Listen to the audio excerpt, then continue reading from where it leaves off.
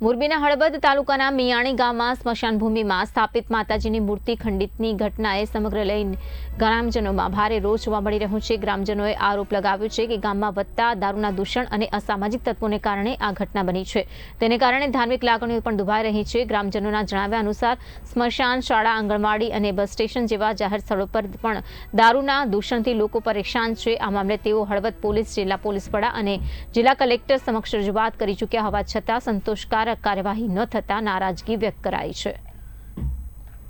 હવે અમારા ગામની અંદર 8 થી 10 દિવસ પહેલા સ્મશાનની અંદર મૂર્તિ તોડી નાખી હતી કોઈ અજાણ્યા દારૂડીએ। તો અમે મૂર્તિ તોડીને બીજા દિવસે રાત્રિના સમયે ટેમ્પો ભરીને આખું ગામ હળવદ પોલીસ સ્ટેશને અરજી દેવા ગયા રાત્રિના સમયે, અને રાત્રિના અરજી દઈ અને આવતા રહ્યા। હજી સુધી આજ તારીખ 9/6/2026 રોજ હજી દારૂડિયાએ એની મોજ મસ્તીમાં સ્મશાનની અંદર 5 થી 7 મૂર્તિઓ ભાંગી વાળી છે, અને એમાં 3 મૂર્તિઓનો તો કટકો નથી રહેવા દીધો। અને ત્યારબાદ પછી ખબર પડી એટલે ગામ આખું ભેગું થયું।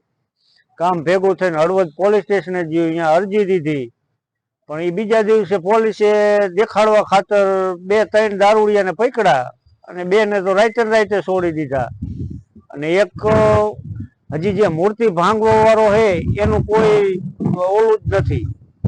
અને અમે અઠવાડિયું 10 દી થયું અરજી આપેલી છે, એનું કોઈ નિરાકરણ 10 થી 12 દિવસ પહેલા સ્મશાનમાં કોઈ પણ માણસોએ મૂર્તિ ખંડિત કરી નાખી હતી। એમાં 3 મૂર્તિના એવા કટકા કરી નાખ્યા હતા, તેની હાલત પણ જોવાય તેવી નથી। એક રાધાકૃષ્ણની મૂર્તિ પણ ખંડિત કરેલી છે અને એક ગેલમાની મૂર્તિ। હવે એ લોકો કંઈક અમે ત્રીજી રાતે આશર ભરીને ગયા હતા 35 થી 40 માણસો।